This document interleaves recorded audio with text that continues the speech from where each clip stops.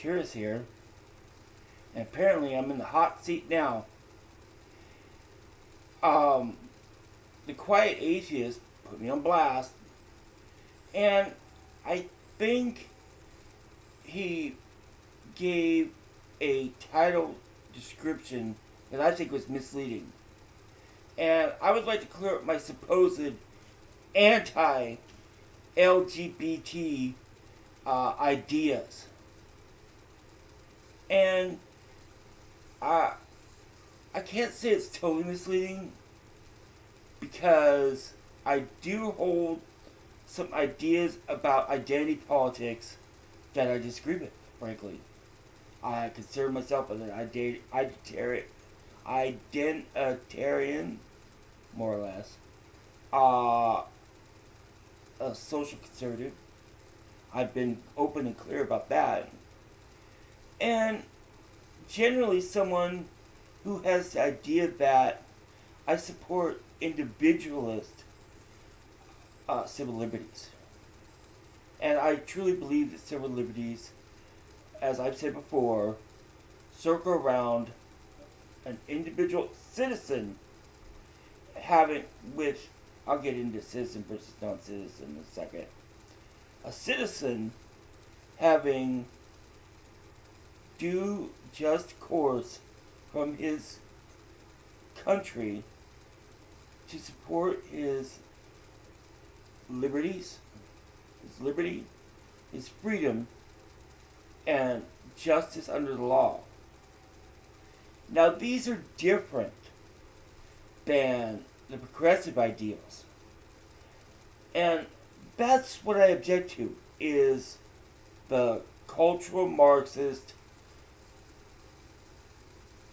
illiberal, authoritarian, progressive politics. And if that makes me anti-LGBT, well, yeah. I mean, I don't see why people should be protected by their group identities. It's arbitrary, and when you get right down to it, it's regressive in its own way. I'm a futurist, for God's sakes. I want a dynamic culture. Even though I'm a social conservative, an admitted social conservative, hell, I'm an admitted civic nationalist or liberal nationalist. I do watch channels that identify, I think, with a stealth jihad kind of, white nationalism. I could name names. Sure, I'll name names. It doesn't matter. A lot of what I get my ideas from are groups like, or people like Ramsey Paul, Rock and Mystery. He sometimes has a lot to say about identity politics. Although he is more classic conservative as opposed to alt-right, excuse me. That's something in my eye. See that grain of sand. And it's like, a lot of my views are just, to be honest, things I see and agree with in videos. And since this is a social networking site, I think it's a real shame that I have to worry about my channel possibly getting flagged down that I've had since 2008 because I have a view on the social networking site. Now, I agree there's a point, where you're just espousing something that is clearly no benefit to everyone. And I hate having that point or that boundary because I want a free marketplace of ideas. But that product is sort of like recalled.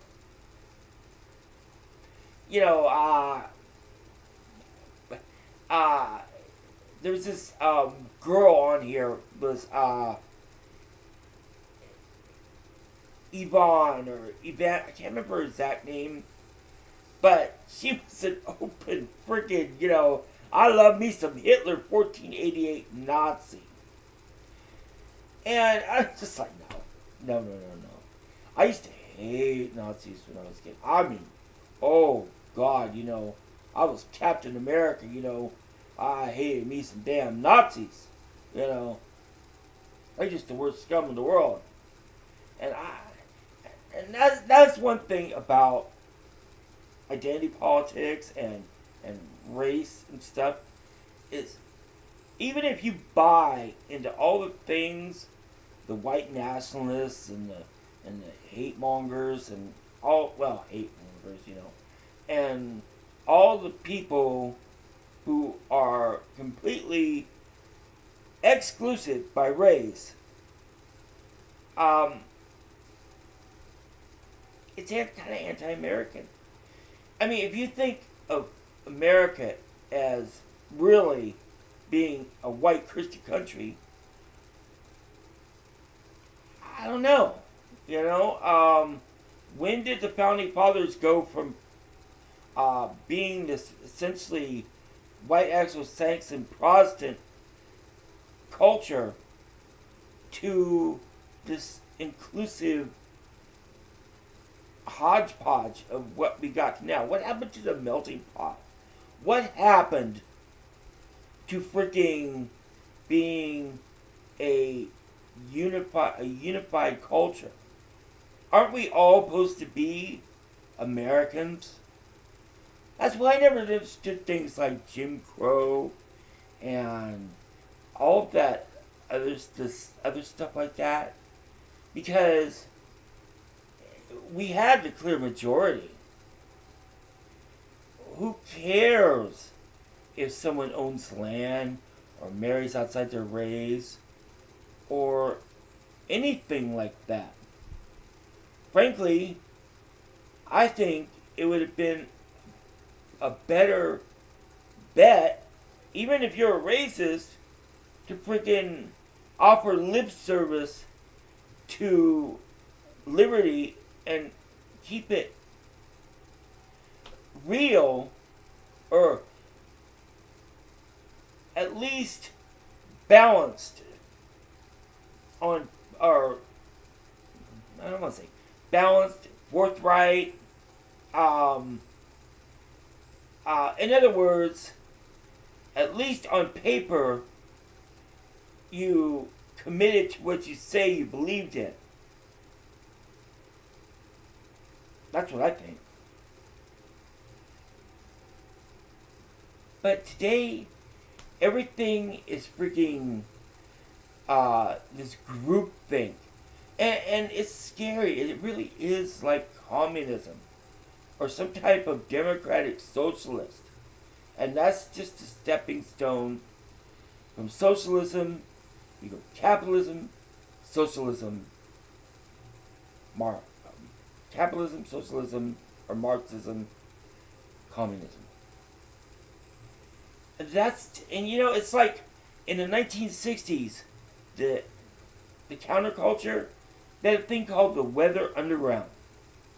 What it is, or was the Weathermen were a Soviet socialist funded group that was trying to create a race war in America.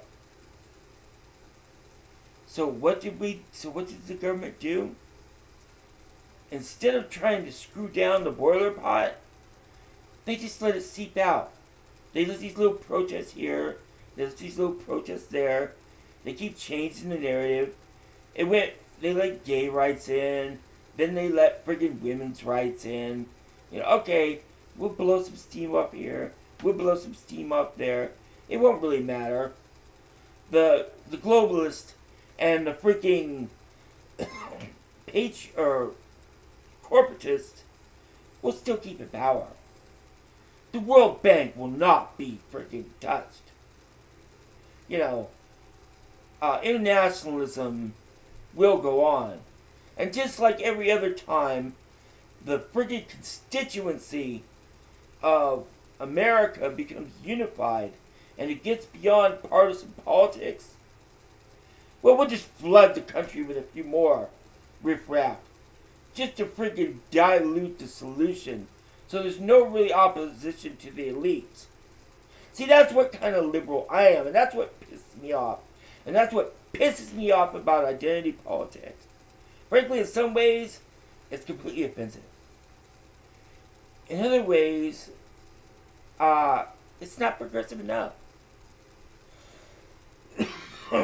Now, when a bunch of friggin' racists who, my only problem with them is not their message that they're using, because I support that message to an extent, because I don't know if people use this terminology, but I see things a little differently. I see us having a inclusive, progressive society. But I think, like before the civil rights era and all the socialism that's happening now, we need an exclusive society. But we need one that's with the knowledge that we gain now in civil rights. One that doesn't have the inequalities and injustices of, well, everything freaking progressives do fight for. You can't, restricting people's sexual freedoms, restricting people on gender, restricting people on ethnicity. Race doesn't exactly make culture. But I admit, I've had some freaking things where I wonder if race and biology and behavior, not necessarily intelligence, because I think there's all different kinds of intelligences, and that applies into survival strategies with race. We're slightly different, and it doesn't stop from the neck up.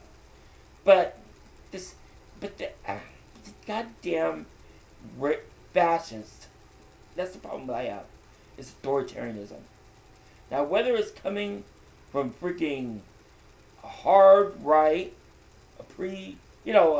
McCarthyism type right, whether it's coming from freaking the progressive left, whether it's coming from, honestly, a libertarian that freaking wants a privatized world, but really, that's their freaking monopoly.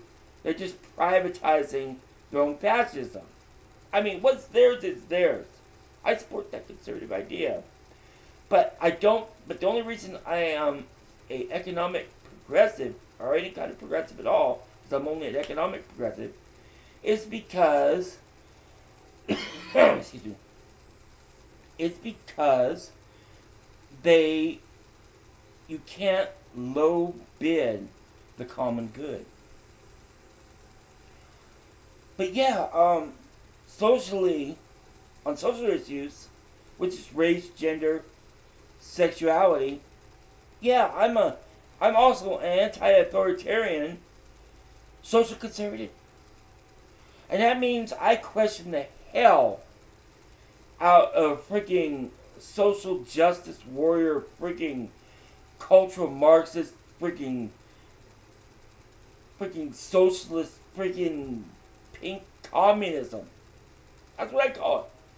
Pink communists with the pinko commie freaking meatheads, like freaking that was on Archie Bunker. Why shouldn't I be able to freaking question freaking LGBTQIACGYGO freaking ideals? It's stupid. And maybe I'm just stupid. I don't know. Just some guy ranting a thing. But I don't want to see my channel taken down because some meatball freaking decided to freaking make a video putting a stupid freaking comment. Or I don't know, maybe it's right. But we deserve the freedom to freaking say. So here's my defense of that. That's all I got to say. Right back at you, buddy.